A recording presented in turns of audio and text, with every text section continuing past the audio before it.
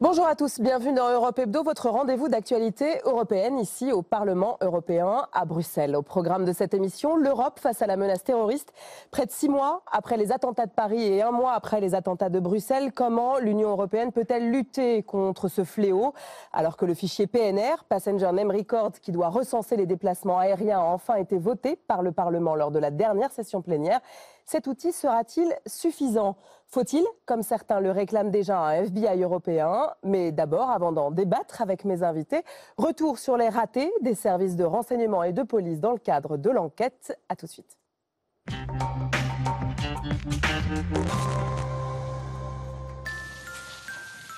22 mars 2016, 8h du matin, une double explosion provoquée par des kamikazes ravage l'aéroport de Bruxelles-Zaventem.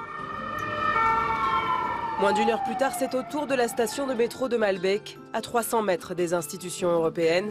Bilan, 30 personnes décédées, plus de 270 blessés. Fomentés depuis Molenbeek et Schaerbeek, dans la banlieue de Bruxelles, ces attentats plongent la Belgique dans l'horreur, quelques mois après les attentats de Paris. Ce que nous redoutions s'est réalisé. Notre pays et nos concitoyens ont été frappés. L'enquête détermine rapidement que c'est la même équipe qui est à l'origine des 2 attentats. Les arrestations se succèdent, tout comme les révélations sur les ratés des services de renseignement. Face à ce fiasco, les ministres belges de l'Intérieur et de la Justice ont présenté leur démission, refusée par Charles Michel. Les débats tournent au Belgium bashing. Dans la lutte contre le terrorisme, dans tous les pays, dans le monde et en Europe, il y a eu des succès et il y a eu des échecs. Il y a eu de grands succès en Belgique. Nous avons empêché de nombreux attentats. Plus de 100 condamnations l'année passée, en 1 an, en matière de terrorisme. Concurrence des services de sécurité nationaux, manque de coopération, des renseignements, lenteur des prises de décision, les constats sont les mêmes de Bruxelles à Paris. Probablement qu'il y a encore de l'amélioration à apporter à nos systèmes de partage d'informations et de renseignements. Face à la menace terroriste, les capitales sont donc condamnées à coopérer et à s'entendre.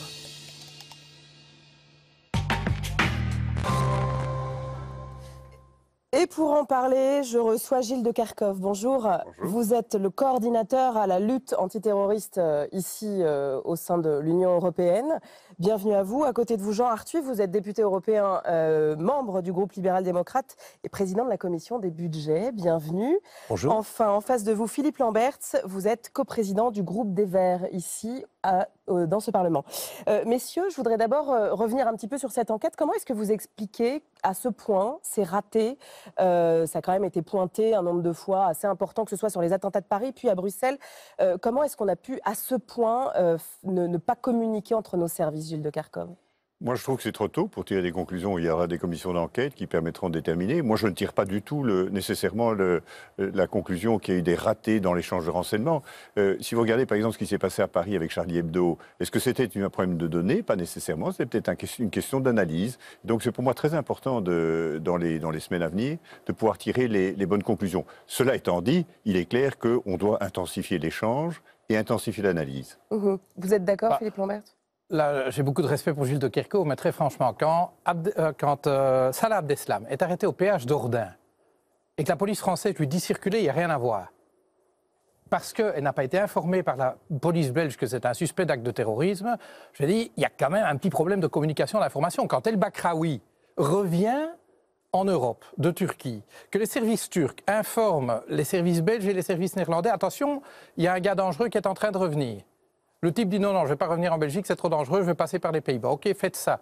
Et sur les 3h30 du vol, les Hollandais n'ont pas le temps de dire, tiens, on va peut-être aller le cueillir et on va le laisser partir en Belgique. Enfin, qu'on me dise qu'il n'y ait peut-être pas de problème de partage d'informations, moi ça me semble crever les yeux que cette logique du chacun pour soi à l'intérieur des États membres, les services qui ne communiquent pas entre eux et entre les États membres, c'est en tout cas un élément évident des faillites de la lutte antiterroriste en Europe. Le deuxième est évidemment celui, et là je suis assez d'accord avec Gilles de Kerchove, de l'exploitation du renseignement. Quand on a du renseignement, on n'a pas les moyens. Faute de moyens, je veux dire, quand on parle de moyens humains alors. Ah oui. Jean Arthuis, c'est un problème d'hommes ou c'est un problème de volonté politique?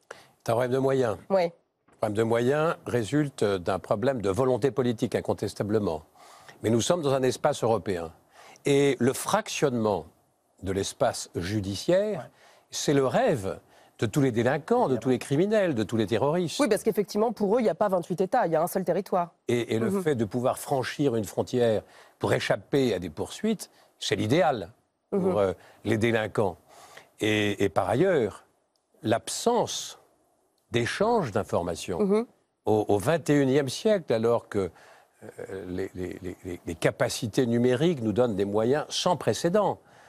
Cette attitude des chefs d'État et de gouvernement, parce qu'ils reçoivent l'onction démocratique au plan national. Parce que selon vous, Jean-Arthur, pour être clair, c'est que les chefs d'État et de gouvernement ne veulent pas transmettre en fait cette capacité, parce que si on est dans le domaine du régalien, il est hors de question en fait de lâcher ça. On ne lâche rien, parce qu'on veut être celui qui détient les prérogatives de souveraineté nationale. Gilles de Kerchove, c'est le cas. Moyennant quoi, on donne en spectacle, trop souvent, l'impuissance politique, et c'est ça qui déchaîne le populisme. On a retrouvé, en cherchant un petit peu dans nos archives, eh bien une interview commune qu'avaient fait Gerhard Schröder et Jacques Chirac il y a de ça 10 ans, après les attentats de Londres, où déjà à l'époque, ils nous parlaient d'un FBI européen qui est revenu, donc il y a encore quelques jours. Voilà, exactement. Il y a encore quelques jours dans le débat, on réécoute.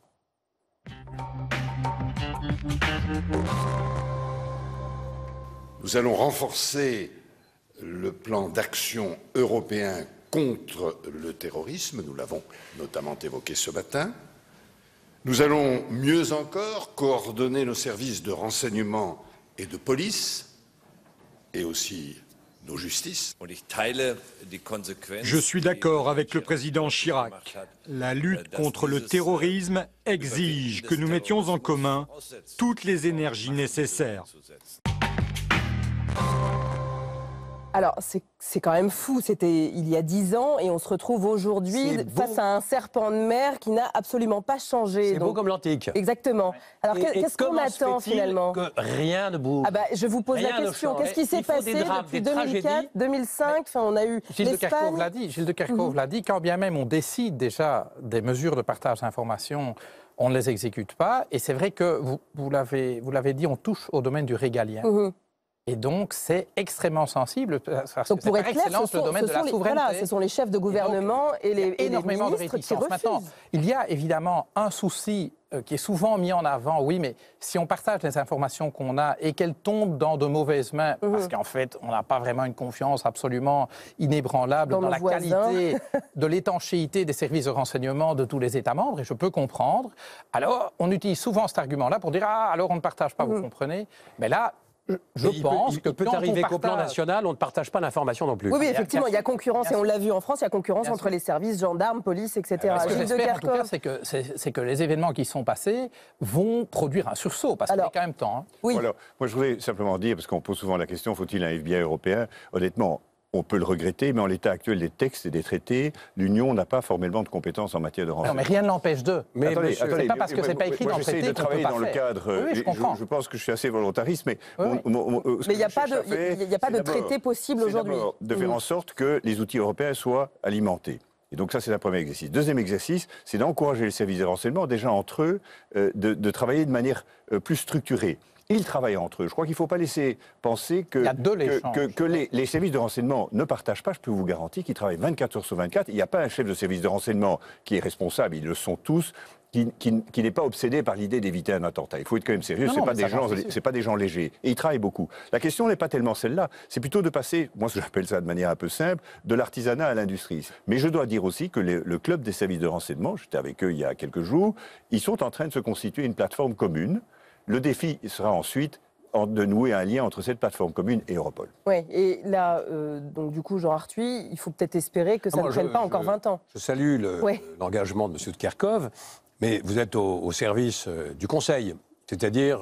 les chefs d'État et de gouvernement. Et vos interlocuteurs sont souvent des diplomates, plus que des politiques. Nous sommes parlementaires et nous devons dire avec force et proclamer qu'il y a nécessité de modifier les traités. Maintenant, on ne va pas continuer dans le cadre... Mais vous savez bien que aujourd'hui, si vous présentez un nouveau traité, ça ne passe pas. Ça ne Non, passera d'accord, mais pas. ce que je veux dire, c'est qu'aujourd'hui, le détenteur de la légitimité, de la compétence en matière de sécurité intérieure, c'est l'État membre. On ne va pas aller faire une Europe de la sécurité contre les États membres. Il va bien falloir les encourager. Donc j'approuve assez l'approche de Gilles de Kerchove de dire on fait tout pour encourager, sachant qu'il n'y a pas d'obligation au titre des traités, mais il n'y a pas non plus d'interdiction. Autrement dit, tout ce que les États veulent faire ensemble, rien ne l'interdit dans les traités. Donc Par contre, rien ne l'oblige non plus. Je vais prendre l'exemple d'Europol. Europol, rien n'interdit à Europol de recevoir du renseignement. Et donc, s'il y avait une volonté politique, Europol peut se mettre à recevoir du renseignement.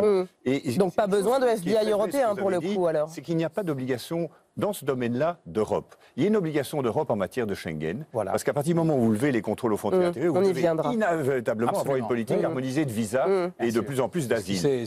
Mais en matière de sécurité, et c'était mon raisonnement avec le PNR aussi, je disais au Parlement européen, je vois bien vos objections en matière de vie privée, mais si vous ne le faites pas, qu'est-ce qui va se passer ? Tous les États membres vont se doter d'un PNR national.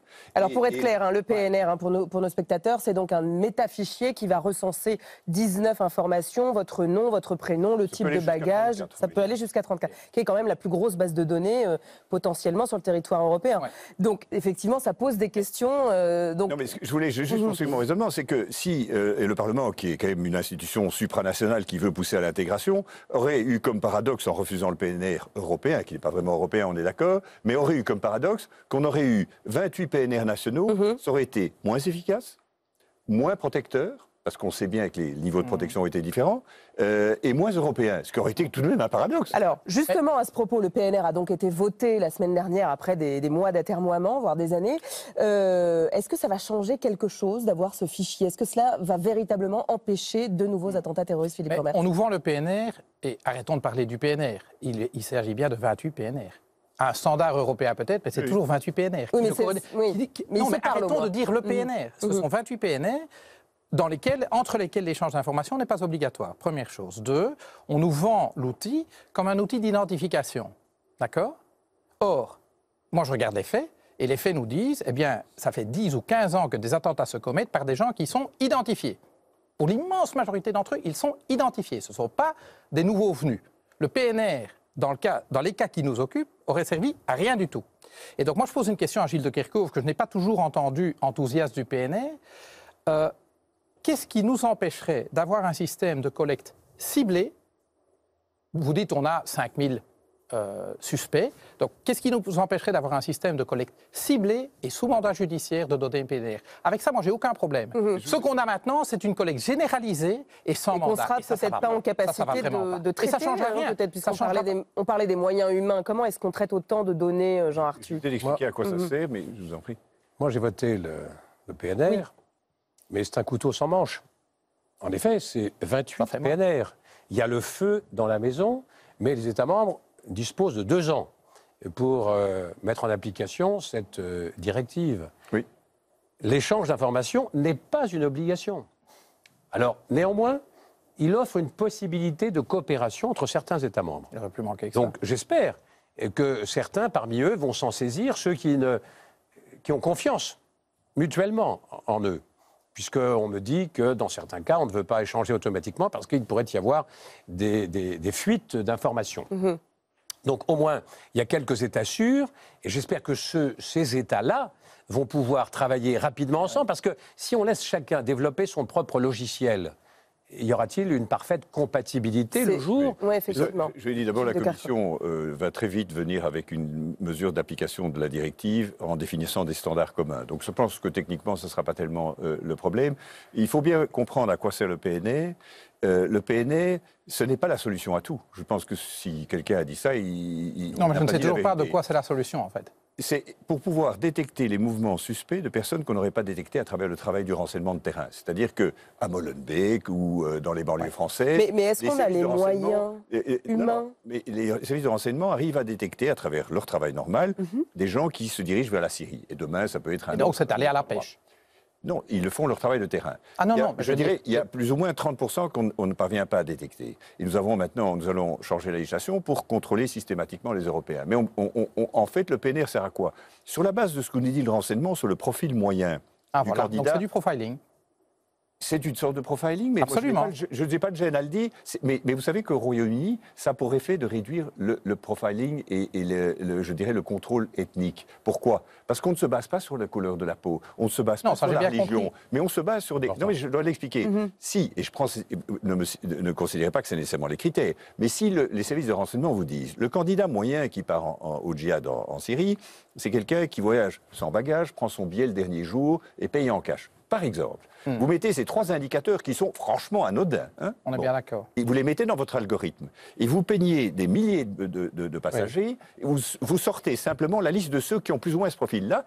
Ce qui ne veut pas dire qu'on les arrête, ça veut dire simplement que là, la police commence à faire son travail. Mais on s'y intéresse. Le type à la frontière, à votre avis, il fait quoi quand il voit passer les flux de passagers? Il fait ça à la tête du client. Eh bien, justement, ça réduit cette espèce de profiling. Maintenant, et donc, ça me paraît déjà très crédible, ça. Rationnellement, ça a l'air de tenir la route. Maintenant, les États-Unis ont un PNR.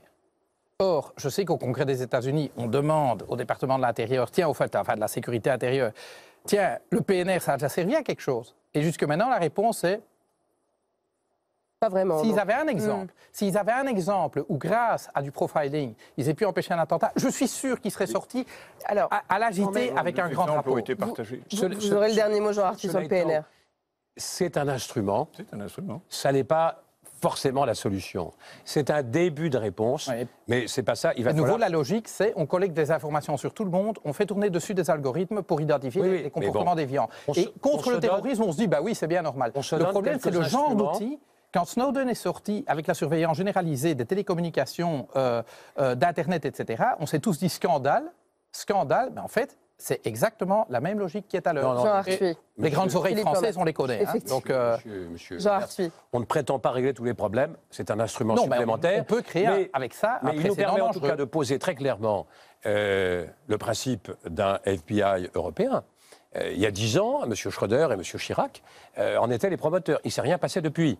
Donc j'espère que cette situation dramatique, cette tragédie qui mettent nos opinions publiques en transe. J'espère que politiquement, on va en tirer les conséquences. Mais donc là, moi, je propose, puisque nous n'avons pas juridiquement les compétences de le faire dans le cadre institutionnel de l'Union, en tant que FBI au sens recueil de renseignements, M. Renzi l'a proposé, M. Michel l'a proposé, rien n'empêche les États membres de le faire à quelques-uns, en dehors du cadre institutionnel. En coopération structurée. Et il faut... Vous savez, quand Europol a été créé, vous savez comment ça s'est passé? C'est le chancelier Kohl, à la suite de la chute du mur de Berlin, qui était très préoccupé par la criminalité en provenance de Russie. Et il a, contre l'avis de son BK, contre l'avis de son ministre de l'Intérieur, parce que c'était un homme qui avait du leadership, dans la négociation de Maastricht, il a dit « nous allons le faire ». Personne ne savait ce que c'était. On l'a accepté parce que c'était le chancelier Kohl, et ça se retrouve dans le traité de Maastricht. Il y a eu une autre conséquence à ces attentats, c'est le retour des contrôles aux frontières, notamment la frontière franco-belge. On a voulu savoir un petit peu comment se déroulaient ces contrôles renforcés, donc c'est Yaël Goujon qui s'est rendue sur place.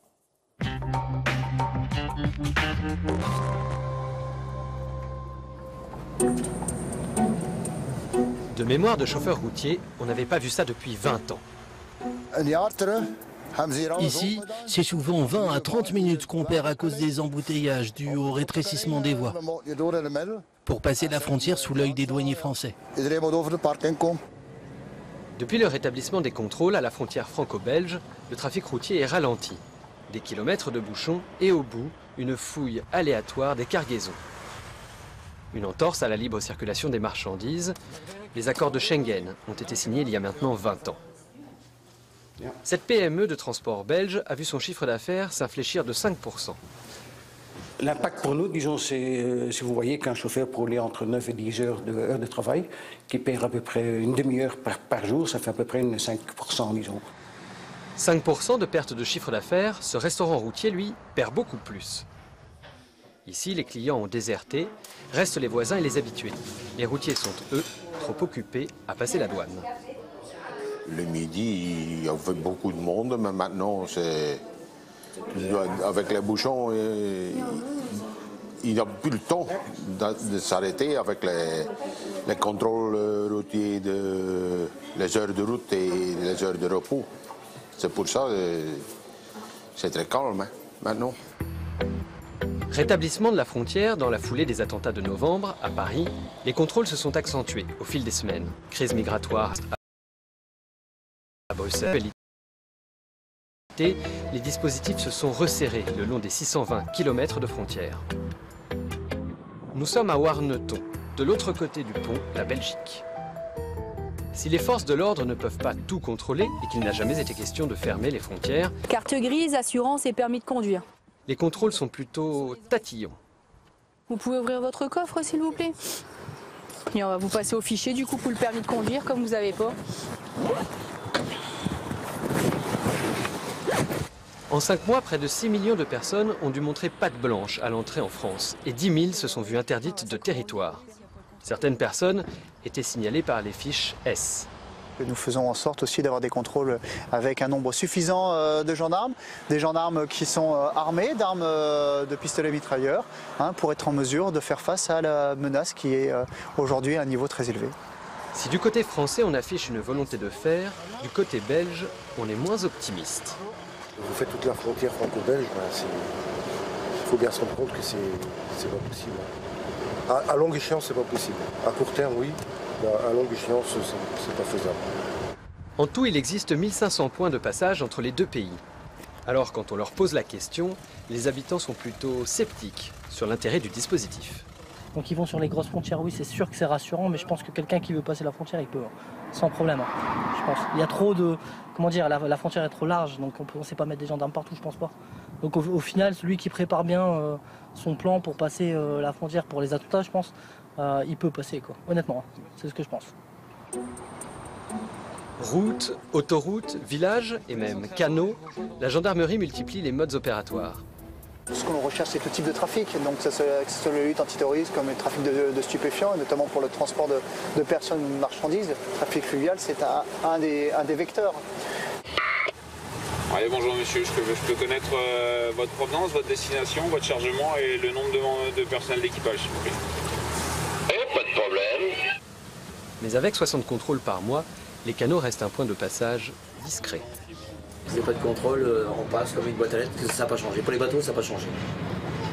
Ça n'a pas changé. Alors, en Hollande comme en Belgique, pas beaucoup de contrôle. En France non plus. Mais au final, surveiller les frontières est-il toujours une bonne stratégie? Le lendemain des attentats, Salah Abdeslam est contrôlé par 3 fois avant de traverser la frontière. Le tout sans être inquiété.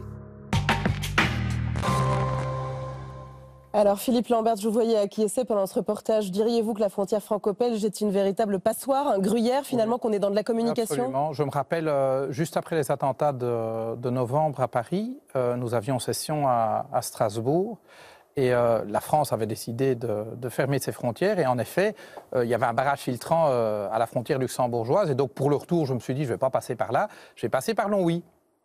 Et là Et donc, c'était 4 jours après le début de la session. Donc, on est parti un lundi, on est revenu un jeudi. Et donc, il n'y avait absolument rien. Vous savez, on vous ferme les stations de métro, on fait entrer très praticable, mais il n'y a personne pour contrôler. Donc, de toute façon, tout le monde s'en fout. Donc, je dis, cette idée qu'en mettant un gendarme tous les 10 mètres, on va prévenir les attentats, je crois que c'est un petit peu une illusion. Vous savez, il y a un État qui surveille ses citoyens massivement, physiquement et électroniquement, c'est la Chine. Qu'est-ce qu'on observe? Il y a des attentats suicides en Chine aussi. Oui, donc, se dire que la sécurité absolue, on va l'avoir grâce à ça, c'est pas vraiment... Jean-Arthus, vous êtes d'accord? Je pense que lorsque se produisent des attentats et des drames, que l'opinion publique est en émoi, les pouvoirs publics procèdent à des actions de communication. Donc là, pour vous, on est dans de la communication, clairement. Oui. On voit circuler dans les rues de Bruxelles des engins blindés, on remet du monde aux frontières, mais très franchement, on est dans la communication.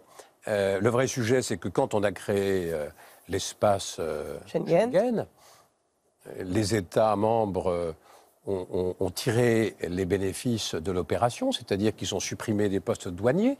Ceci a permis quelquefois de faciliter le rééquilibrage relatif des budgets, mais on ne s'est pas du tout préoccupé des frontières extérieures. Voilà. On a pris les dividendes de la suppression des frontières intérieures et on ne s'est pas occupé du reste. C'est là qu'il y a eu une sorte de bévue collective et on a dit voilà, au nom de la souveraineté nationale, sont responsables ceux des États qui ont des frontières extérieures Alors, si ça vient par la Grèce, eh bien c'est la Grèce qui est responsable. Et si ça vient par l'Italie, c'est l'Italie qui est responsable. Alors, on met des collaborateurs à disposition. Ils sont sous l'autorité de la Grèce, par exemple, en ce moment. On envoie des douaniers français en Grèce. Ils sont sous l'autorité du gouvernement grec. Alors, Gilles de Kerkhove, on est au milieu du gué, là, avec Schengen. Qu'est-ce qui s'est passé? Il y a eu les bénéfices pour les États, il y a le bénéfice pour l'économie. C'est quand même un formidable développement économique qui s'en est suivi. Ah non, mais je ne conteste pas ça. Je dis simplement qu'on n'a pas mis en place aux frontières extérieures les moyens appropriés. Ça a l'air un peu théorique, mais j'aime bien rappeler aussi qu'au fond, Schengen, ce n'est pas la libre circulation des personnes, paradoxalement. Schengen, c'est un projet de mesures compensatoires. La liberté de circulation, elle était prévue par les traités communautaires. Donc, ce que fait Schengen, et c'est un projet qui ne s'arrêtera jamais, il faut le dire. Et quand je dis il faut plus de Schengen, ça veut dire plus de mesures de contrôle. Aux frontières extérieures, donc. Tout à fait d'accord. Mais les frontières intérieures, donc ça veut bien dire que là, le rétablissement de la frontière franco-belge, c'est absurde. Mais c'est en étant beaucoup plus vigilant aux frontières extérieures, systématique. La Commission a fait la proposition de contrôler systématiquement les citoyens européens parce que nous avons, je l'ai dit, 5000 ressortissants. Ouais. Oui, mais c'est déjà un progrès parce que pour le moment, ce n'était pas le cas. Et aussi la transformation de Frontex en un système de garde-frontières européen avec la possibilité de se substituer à un État qui ne remplirait pas les Mais pour l'instant, c'est l'État qui tient la frontière extérieure. On va vers une mutualisation. C'est un processus qui prend du temps. Et il faut tout le temps raffiner ces mesures compensatoires. C'est aussi l'échange d'informations. Par exemple, en matière de renseignement, c'était peut-être le volet des mesures compensatoires Schengen qui étaient les moins développées. Et donc, on va vers là. Et ça ne s'arrêtera pas parce que la criminalité va peut-être encore se transformer. Et M. de Kerkhove, vous qui êtes du côté du Conseil, la Commission a mis sur la table une proposition pour des gardes-côtes, pour des gardes-frontières. Sous quelle autorité seront-ils et quelle est l'attitude du Conseil en la circonstance? Pour l'instant, il n'y a pas de réponse. Moi, j'attends qu'on ait une position claire de la part du Conseil sur une... C'est en négociation. C'est en négociation, mais on n'en finit pas. Alors, est-ce qu'en attendant, ça voudrait dire qu'il faut rétablir, quoi qu'il arrive, les frontières dans Schengen, les frontières intérieures? Ça ne peut être que temporaire. C'est pour une période limitée. S'il y a vraiment un danger... Oui, là, en l'occurrence, devant la menace de Daesh, est-ce qu'il ne faudrait pas... pousser un petit peu la période. Aux frontières entre les États membres, mais c'est la vigilance à l'intérieur. Il va falloir aussi qu'on apprenne à vivre avec sous la menace, la menace terroriste. Le risque zéro n'existera pas en la matière. C'est la chose aussi que si on veut être cru par nos concitoyens, il ne faut pas leur vendre du vent. Voilà. Et en effet, moi je suis assez d'accord avec Jean Arthuis quand il dit beaucoup d'actions dites de sécurité sont des actions de communication et les citoyens le réalisent bien parce qu'ils le voient sur le terrain. Par contre, je crois que nous devons faire tout ce qui est en notre pouvoir pour collecter les informations dont on a besoin et surtout les exploiter. Moi, je suis un peu inquiet quand je vois qu'on va aller mettre un demi-milliard dans les 28 PNR, quand on sait la pauvreté de la police de proximité. Souvent, c'est le renseignement de terrain qui va faire la différence. Et là-dessus, on a désinvesti quand même dans tous les États. On manque de moyens humains, Gilles de Kerkhove. Oui, ça, je suis totalement d'accord. Et donc là, je suis aussi d'accord qu'il faut bien envoyer le message à la population que le risque zéro n'existe pas. Mais sur le travail de terrain, moi, je l'encourage. C'est pas simplement la police de proximité. C'est, je dirais, tous les acteurs de première ligne est formés à détecter, par exemple, des signes très sociaux, de radicalisation pour apporter des réponses non sécuritaires. Il faut très vite aider le jeune. Faire de la prévention. Dans toutes mes interventions, il y a toujours un volet sécurité, mais j'insiste énormément sur le volet de prévention. Et là, on doit faire beaucoup plus. Ça suppose des moyens. Et pour l'instant, les moyens où sont les finances publiques de la plupart des États membres, c'est un vrai sujet. Et donc, n'affaiblissons pas nos économies en fermant les frontières intérieures. Eh bien, ce sera le mot de la fin, messieurs. Merci. De la vigilance. Merci à vous d'avoir accepté de débattre sur cette question. Voilà, c'est la fin de cette émission. Vous pouvez la revoir, bien entendu, sur notre site internet. Vous pouvez réagir et commenter sur les réseaux sociaux. La semaine prochaine, vous retrouvez Ahmed Tazir ici, à cette place. Ciao.